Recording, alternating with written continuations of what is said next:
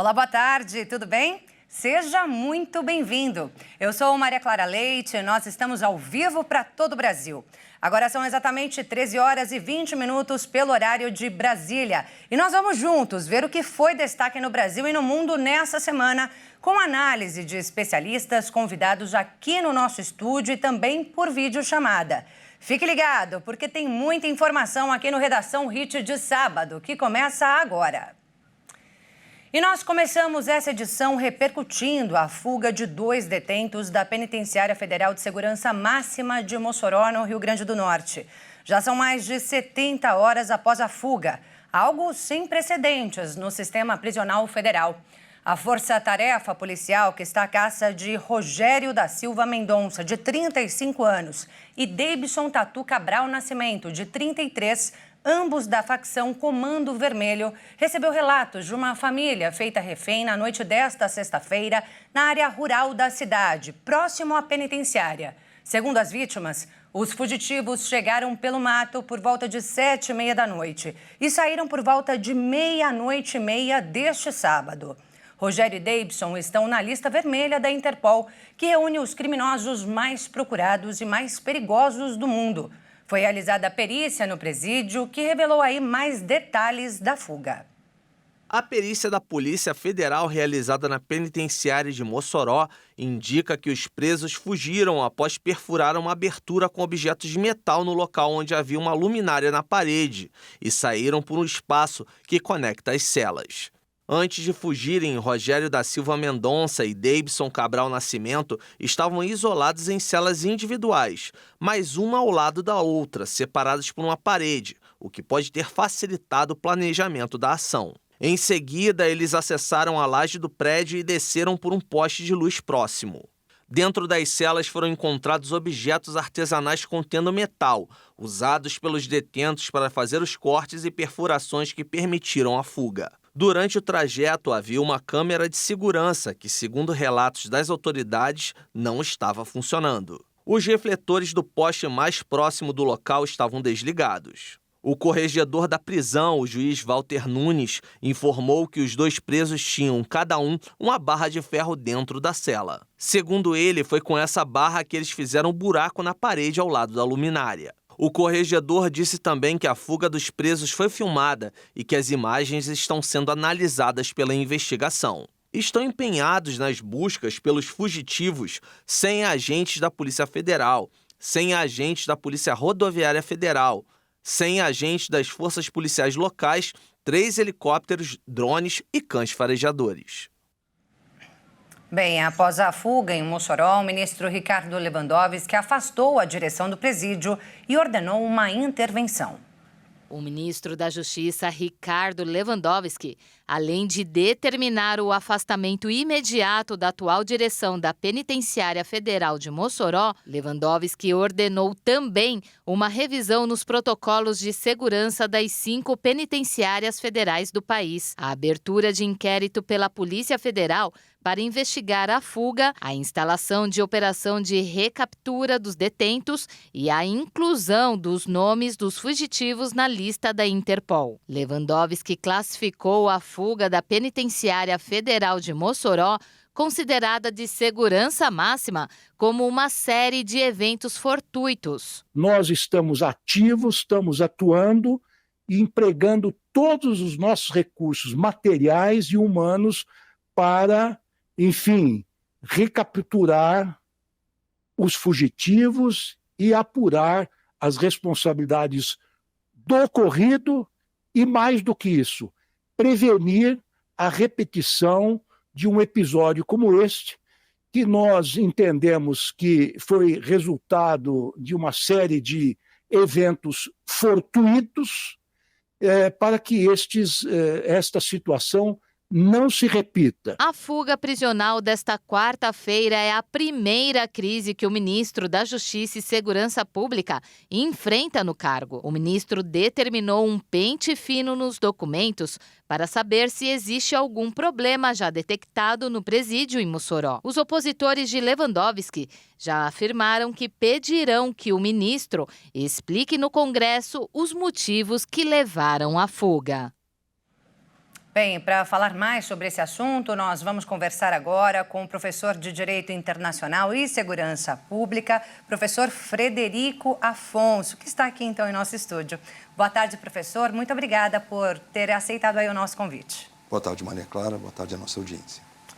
Bem, professor, vamos falar então dessa crise no sistema penitenciário brasileiro, que não é de hoje, né? Mas eu gostaria que o senhor falasse qual a sua opinião sobre o atual cenário. Bom, para começar, já não é mais uma prisão de segurança máxima, né? Já começa trocando o seu próprio título. Quando você pega o histórico aí do querubim, né, e do tatu, os vulgos deles, você soma aí mais de 150 penas, 150 anos para serem cumpridos juntos de penas, mais de 100 processos, um histórico de fuga juntos em 2013. Então houve uma falha muito grande. Não quero ser aqui engenheiro de obra pronta, mas houve uma falha muito grande. E a entrevista do ministro Ricardo Lewandowski, que a gente tem que lembrar que ele é ministro da Justiça e de Segurança Pública. Acredito que vai bem como ministro da Justiça, mas a pasta é 90% de Segurança Pública. Então, por exemplo, trazer uma medida de levantar muros me parece aquela questão de vizinho com casa geminada por causa do barulho do churrasco sábado à tarde. Você, em 2024... com o avanço da inteligência artificial, você falar em levantar muros, então vai muito mal. Houve uma falha absurda no presídio, no histórico, de deixar os dois juntos, que tem um histórico enorme como fundadores do Comando Vermelho no Acre, né? Se posso falar assim, como se fosse uma extensão do Comando Vermelho no Acre, desde 2013. Então você tem um histórico dos dois que jamais poderiam estar juntos, insisto, com histórico de fuga, de mau comportamento. Então, houve uma falha contumaz. E a entrevista do ministro Ricardo Lewandowski afirmar que, nos dizeres dele, era uma terça, de terça para quarta, carnaval, prisão de segurança máxima é tensão máxima, como a gente fala no meio, 24/7, 24 horas, 7 dias por semana. Não tem nenhum momento de carnaval ou feriado. Eles têm um histórico de mau comportamento, eles passaram por todos os presídios do Acre, então tem que ter uma ampla reformulação. Já chegou com esse abacaxi para descascar, né? E não seriam medidas meio tardias, doutor? Porque, por ser um presídio de segurança máxima, ele já não deveria ter todas essas medidas de segurança? Mas, claro, eu gosto muito de fazer uma comparação, principalmente nas aulas. Quantas pessoas precisam morrer naquela rodovia para que a concessionária ou o órgão responsável coloque uma passarela, né? Quantas pessoas tiveram que fugir para que você aqui faça uma verificação completa? Se não me engano, são 5 presídios federais. Câmeras que não funcionam, materiais de construção ali ao alcance dos internos, dos presos, né? Por exemplo, proibir o banho de sol. O banho de sol já era com algemamento. Não é isso que vai resolver.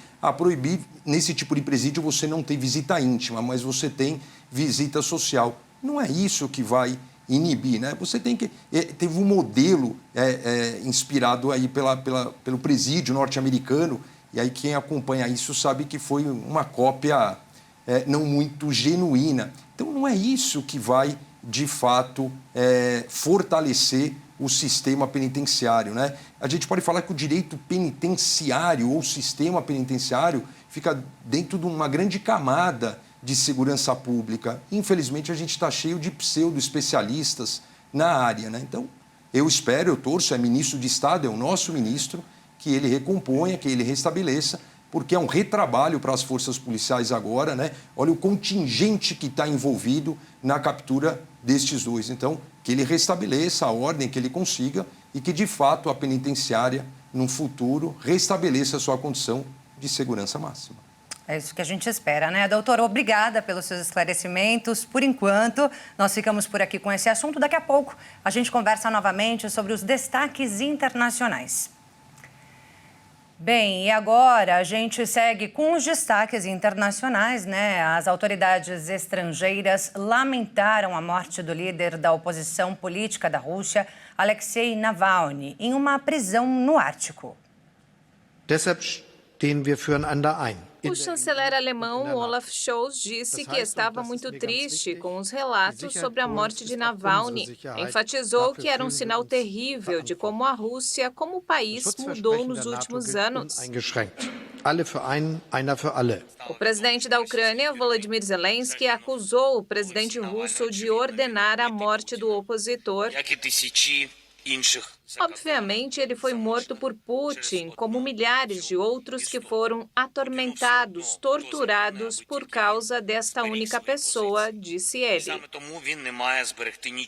O secretário de Estado americano, Antony Blinken, disse que a notícia sobre a morte do líder da oposição russa na prisão ressalta o que ele descreveu como fraqueza e podridão do sistema construído pelo presidente Vladimir Putin.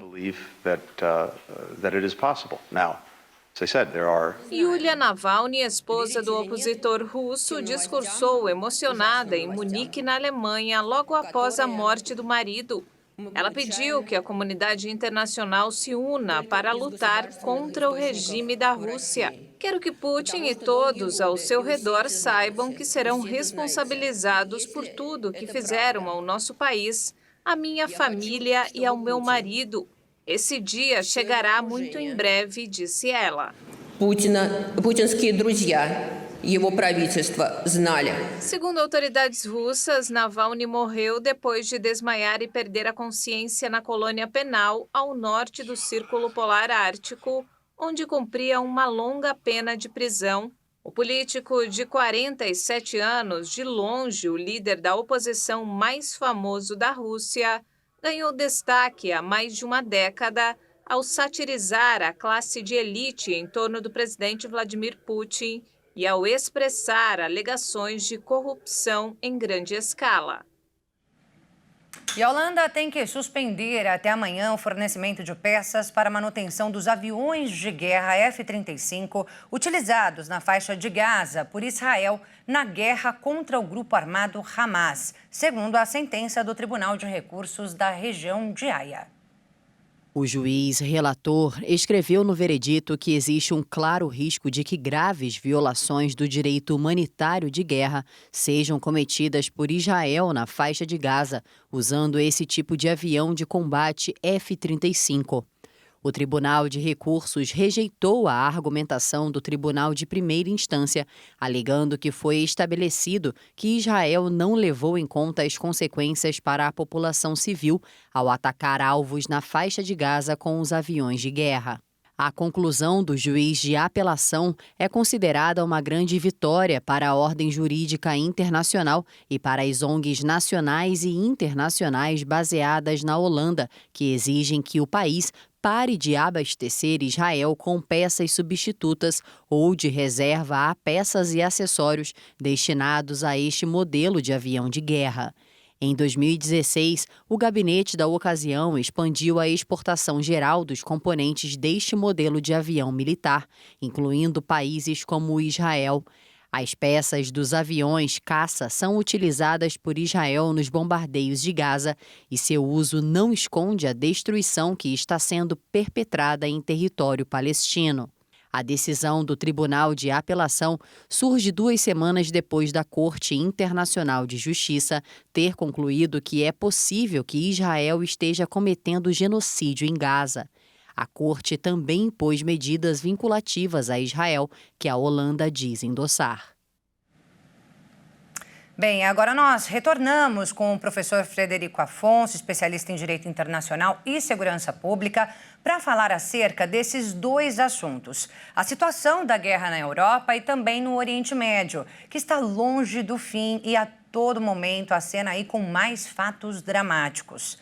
Professor, a morte do opositor da política russa, Alexei Navalny, em uma prisão no Ártico, ocupou aí todo o noticiário internacional, né? Eu gostaria que o senhor comentasse a morte de Navalny e eu peço também que o senhor avalie a gestão autocrática de Vladimir Putin e o perigo que ela pode oferecer às nações no mundo todo. Bom, vamos lá. Quem acha que entende de Rússia está mal informado. Essa é a grande verdade, né? Porque quando você tem um preso sob a custódia aí do Estado, a responsabilidade é do Estado. Como se você tivesse um veículo apreendido pela autoridade local numa rodovia e esse veículo fosse para o pátio. Tudo que acontecesse nesse veículo seria responsabilidade de quem apreendeu.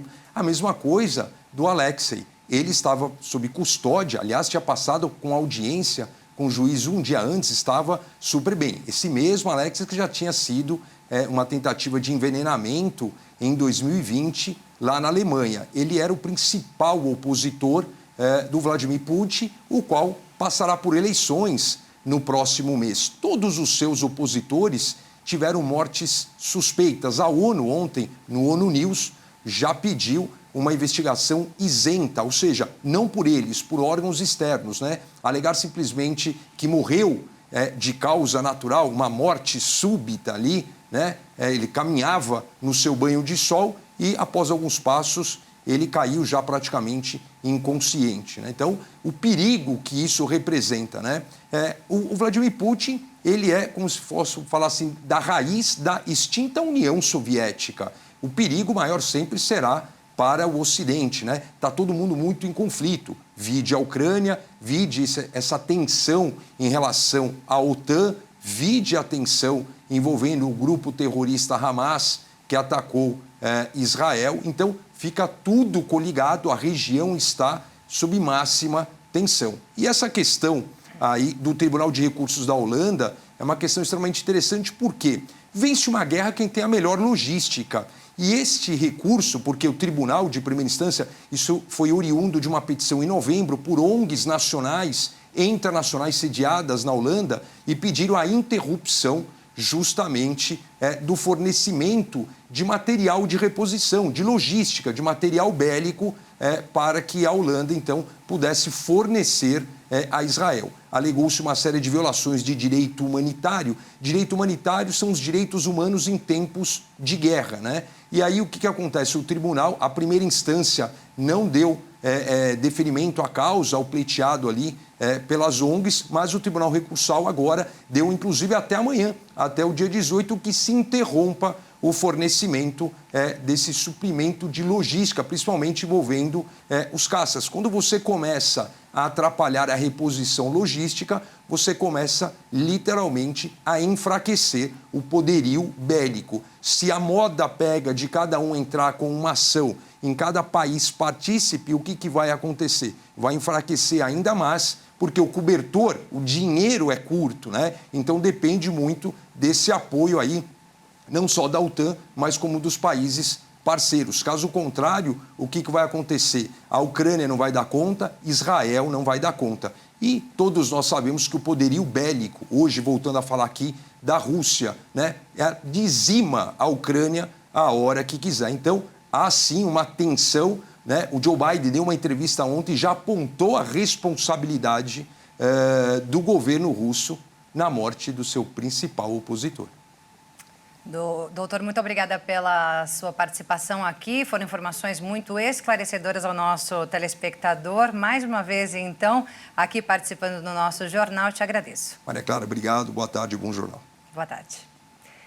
Bem, e agora a gente vai falar sobre economia. A Secretaria da Receita Federal informou que ampliou o prazo de envio da declaração do imposto de renda deste ano com base em 2023. O novo período vai do dia 15 de março até o dia 31 de maio.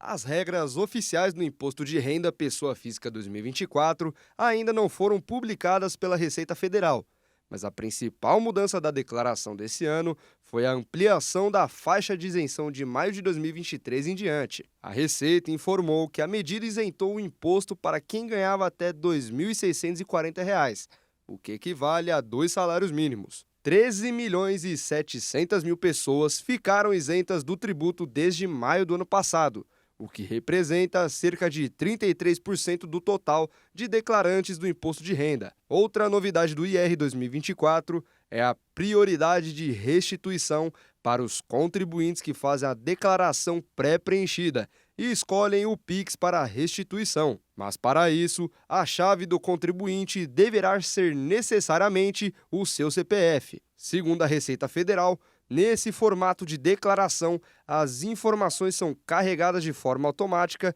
diminuindo os erros. Bem, e do imposto de renda, a gente segue agora falando sobre orçamento familiar neste começo de ano. E para isso eu converso com a economista Paula Sauer. Boa tarde, professora. Obrigada por nos atender nesta tarde de sábado. Boa tarde a todos. Começou o ano, né? Pois é, professora. E depois daqueles altos gastos de fim de ano com as festas, né? E também no começo do ano com IPTU, IPVA, material escolar e por aí vai. Como é que a gente faz o planejamento do orçamento familiar para o restante de 2024? Olha, Clara, para muitos dos brasileiros, o ano só começa mesmo depois do carnaval, né? E aí juntam todas essas contas aí que você trouxe, né? As festas de final de ano, as despesas do início do ano, mais o boleto do carnaval, né? Do passeio, da viagem. E aí é que a ficha cai para muitas pessoas. E aí, como é que eu vou botar isso em dia? Na verdade, esse planejamento, né, o ideal é que a gente comece a se planejar para próximas férias, né, no início do ano. Então, já de agora, se organizar para pagar essas contas que a gente sabe que vem, a gente quer esquecer que elas acontecem. Mas a gente sabe que vem, que é o IPTU, IPVA, material escolar, matrícula, né, isso tudo que pesa bastante no início do ano. A gente quer esquecer que elas existem, mas elas existem.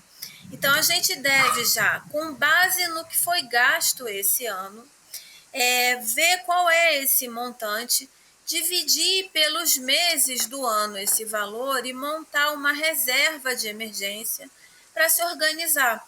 Para quando chegar lá em dezembro, no final do ano, quando chegar em janeiro do ano que vem, que tiver essa conta pesada, a gente já ter ali uma reserva de dinheiro que eu consiga alocar esse recurso ali sem ter que sofrer, sem ter que fazer empréstimo, fazer dívida, né? Começar o ano fazendo dívida. Então, o ideal, né? O ideal é que a gente já, no início do ano, eu com base no valor que eu paguei, eu posso até colocar, né, ali o que é a inflação esperada para já aumentar um pouquinho esse valor e guardo esse valor mês a mês de forma sagrada, certo? Quando chegar lá no final do ano, eu já vou ter essa grana que eu preciso para pagar essas contas no início do ano. Agora, pronto. Quem não fez, né? E assim, a maioria dos brasileiros não tem esse hábito de poupar, de guardar dinheiro. Quem Até não porque fez? eu, por exemplo, o planejamento deve começar agora, né? Eu ainda não comecei o meu. Então, mas vai ter gente que aí, além de não ter feito, vai se deparar com esse monte de conta agora no final do ano e vai pirar, vai enlouquecer com as contas sem ter uma fonte de receita o suficiente para pagar isso tudo. Então, bora lá. Como é que a gente faz? Se eu tenho ali uma porção de despesas, eu vou tentar reduzir o meu custo, certo? Então, eu vou tentar mudar as marcas que eu consumo no supermercado, eu vou olhar minhas contas que estão em débito automático e vou dar uma olhada se tem alguma conta ali que eu estou pagando, mas que não faz mais sentido, assinatura de TV, de academia, de jornal, alguma conta, canal de TV e eu não assisto mais ou não assisto tantos. Será que eu não posso reduzir ou mesmo cancelar alguns serviços? A gente precisa identificar aonde que está vazando esse nosso barco, né? Então, eu vejo aonde que está o dinheiro indo que eu não percebo, principalmente porque já é um débito automático, eu nem vejo, nem ligo mais. Começar a olhar por esses débitos aí que não vão me doer tanto. E se doer, eu estipulo um prazo até eu regularizar minha situação para poder voltar até essas despesas de novo. Diminuir um pouquinho, mas ainda não foi o suficiente. Eu vou precisar fazer um empréstimo no banco. Tem alguma coisa que eu possa vender? Tem algum jeito de eu aumentar a minha receita? Então, tenho contas em atraso, eu vou separar essas minhas contas. A ajuda da família nessa hora é importante. Todo mundo precisa saber em que situação a família está. Não pode uma pessoa tentar pagar isso tudo, enquanto as outras não estão a par da situação e continuam se comportando como se o fluxo de caixa continuasse o mesmo. Tá ótimo, Paula. Obrigada, viu, por trazer todas essas dicas pra gente, né? O pessoal já tem que começar a se organizar agora, mês de fevereiro, já começa a poupar pro final do ano e também pro começo do ano que vem. Obrigada por trazer as suas dicas aqui pra gente neste sábado. Um abraço, tchau, tchau. Tchau, tchau. Bem, agora a gente vai falar sobre o número de casos prováveis de dengue no Brasil, que já ultrapassou 500 mil, com pelo menos 90 mortes confirmadas pela doença e outras 350 sendo investigadas. Os dados foram divulgados pelo Ministério da Saúde. O número representa um aumento 4 vezes maior do que o registrado no mesmo período no ano passado. Durante as 6 primeiras semanas epidemiológicas deste ano, foram registrados 512.353 casos. A forma mais grave da doença, a dengue hemorrágica, é mais incomum e requer intervenção médica imediata por ser potencialmente fatal, enquanto a dengue clássica costuma ser autolimitada e pode ser controlada com tratamento para aliviar os sintomas. O vírus da dengue é transmitido pela picada da fêmea do mosquito Aedes aegypti e possui 4 sorotipos diferentes circulantes no Brasil. Por isso, a infecção secundária por qualquer um deles aumenta o risco de desenvolver formas mais graves da doença. Este fenômeno já foi comprovado por diversos estudos. De acordo com a pasta da saúde, todas as faixas etárias são igualmente suscetíveis à doença, mas idosos e pessoas com doenças crônicas como diabetes e hipertensão arterial, assim como aquelas com predisposição a hemorragias, têm maior risco de evoluir para casos graves e outras complicações que podem levar à morte. Bem, para esclarecer essa crise na saúde que o Brasil enfrenta, eu converso agora com o infectologista Edmilson Migovski. Boa tarde, doutor. Obrigada por nos atender neste sábado. Boa tarde, um prazer falar com vocês. Doutor, nós vimos aí no VT os números impressionantes da dengue, né, no Brasil e também o temor em torno da dengue hemorrágica. E eu gostaria que o senhor explicasse a diferença entre a dengue clássica e a hemorrágica e já falasse também sobre alguns remédios que não podem ser usados em caso de dengue. Adianta, esses números que você falou, né, que estão sendo noticiados, se você considerar que apenas 10% dos casos é notificado, você pode multiplicar por 10 para ter o número real de casos.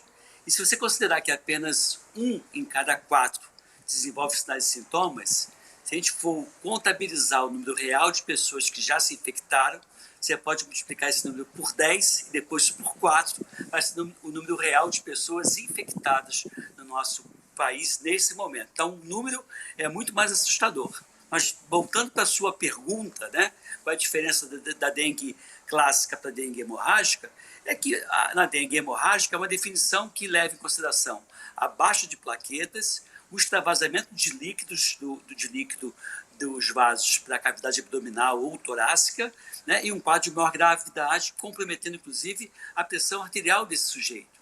Já a dengue clássica é mal-estar, febre, dor no corpo, dor de cabeça, dor atrás dos olhos, só que uma pode ser a complicação da outra. Por exemplo, você começa com um quadro de dengue clássico e lá para o 6º, 7º dia, quando frequentemente você já não tem mais o quadro de febre, surge então essa forma mais grave da doença, que é o extravasamento de líquidos, queda de pressão arterial, dor abdominal muito forte, vômitos, e aí é o momento que mais frequentemente ocorre, infelizmente, a morte. E só para fechar a pergunta, dengue, com frequência, agrava lá para o 7º, 8º dia, de uma forma muito abrupta, mas quando você repõe líquido e você trata, você devolve o paciente para a sua estabilidade e salva o paciente. Por isso que é muito importante ficar atento quanto aos sinais de agravo, que seria dor abdominal, sangramento, queda da pressão arterial e vômitos com frequência. Doutora, nós sabemos que a melhor forma aí de prevenção, além, é claro, da vacina, que também é primordial, Tem também aí a eliminação dos focos do mosquito mesmo, né? E a gente tem muita gente aí também usando repelente, né, doutor? Mas aí, falando da vacina em especial, doutor, queria que o senhor trouxesse aí mais informações sobre ela. A gente tem esse imunizante aí inicialmente para um público-alvo de 10 a 14 anos. Ontem eu cheguei a ver alguma coisa sobre início de testes dessa vacina para os adultos. Os idosos também estariam aí no público-alvo, mas ainda não tem uma definição para eles. Gostaria que o senhor trouxesse esclarecimentos sobre isso. A vacina que está sendo utilizada numa escala bem pequenininha no Brasil é a vacina proveniente do laboratório Takeda, laboratório japonês, que tem hoje 5 milhões de doses que vai ser administrada ao longo de 2024. 5 milhões de doses, considerando que cada um tem que tomar 2 doses, estou falando que essa vacina vai contemplar apenas 2,5 milhões de pessoas, o que é nada em relação a um país com mais de 200 milhões. Então, a vacina não vai impactar em termos de saúde pública, pode impactar em caráter individual, mas não no todo desse problema. E o teste que está sendo feito, salvo engano da minha parte, é mais com a vacina do Butantan, porque a vacina da Takeda já está licenciada para ser administrada de 4 anos até 60 anos de idade. Acima de 60 ou abaixo de 4, não tem ainda dados publicados que possam dizer que, nesse grupo, abaixo de 4 anos ou acima de 60, que a vacina seria segura e eficaz. Por isso que é bom seguir o que a literatura recomenda. Tá certo, doutor. Muito obrigada pelos seus esclarecimentos, viu? Um abraço para vocês. Até a próxima. Bem, agora a gente volta a falar de economia. A gente viu que é preciso poupar para emergências, né? Como a especialista falou, mas também é bacana poupar para viver bem, né? Muitas vezes as pessoas ficam um ano sem viajar porque acham que está tudo muito caro. Mas e se eu te disser que é possível fazer um bate-volta até a praia gastando apenas R$100? Não acredita? Saiba como isso é possível na reportagem.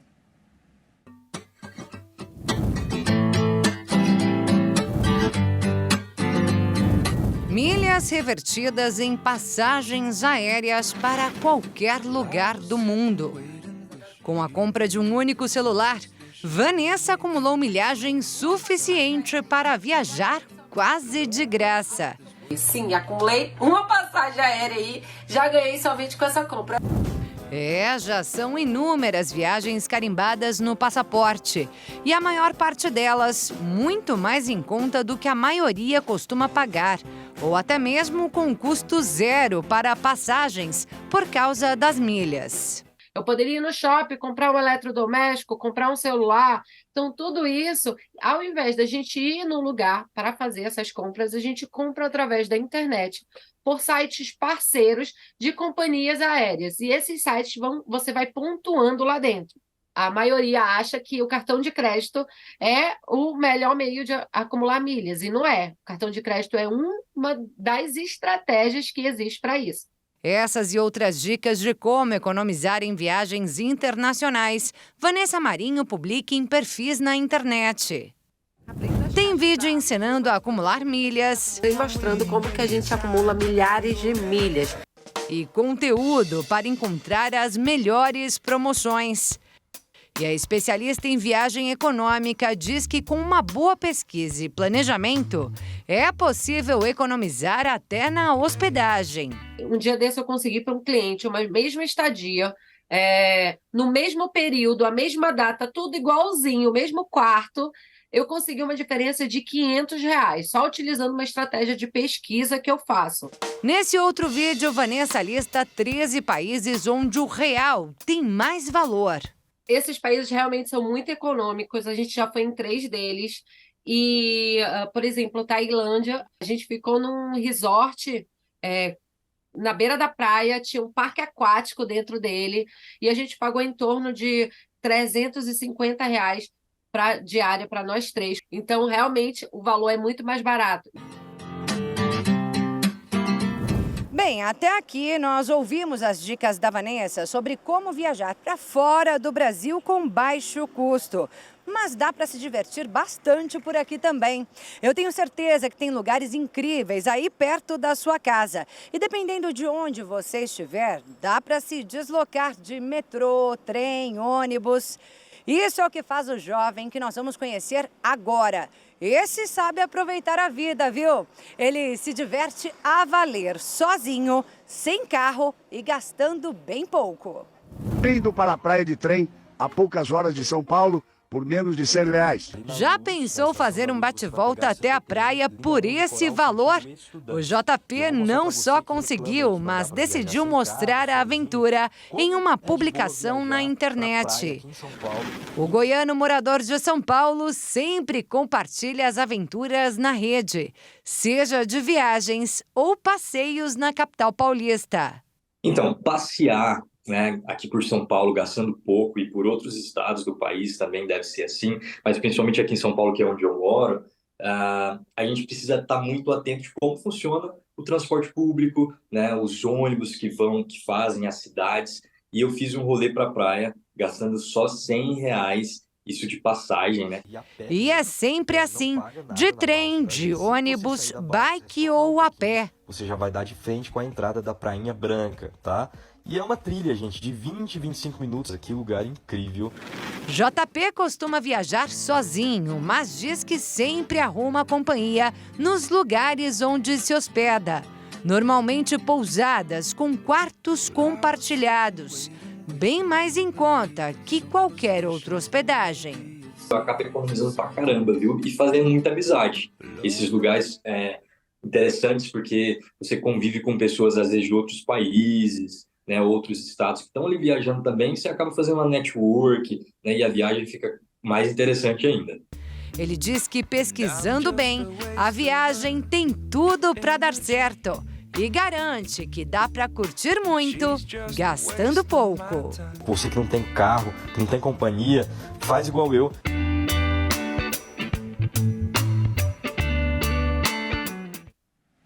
É isso aí, quem se planeja com antecedência consegue viajar gastando pouco. Dá para viajar pelo Brasil, dá para ir para fora do país e até conhecer lugares como Dubai, nos Emirados Árabes Unidos. Então nós vamos encerrar nosso Jornal de Sábado com imagens desse lugar que transborda riqueza, né? Com praias artificiais à beira da costa, hotéis que de fato arranham o céu e uma enorme concentração de dinheiro, Dubai se tornou popular pelo turismo concentrado por lá e também pela cultura local. Carros luxuosos a cada esquina e tem também banho de ouro na carne e até no café.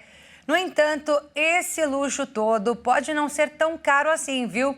Turistas que já rodaram diversos locais do mundo apontam que aproveitar Dubai por alguns dias pode ser até mais barato que locais semelhantes ou até menos luxuosos na Europa. Então, conta pra mim, você iria para Dubai? Se sim, lembre-se que a cidade foi construída sob um enorme deserto de areia. Ou seja, o clima por lá pode ser extremamente quente. Com essa dica, nós terminamos essa edição. Muito obrigada pela sua companhia e até a próxima!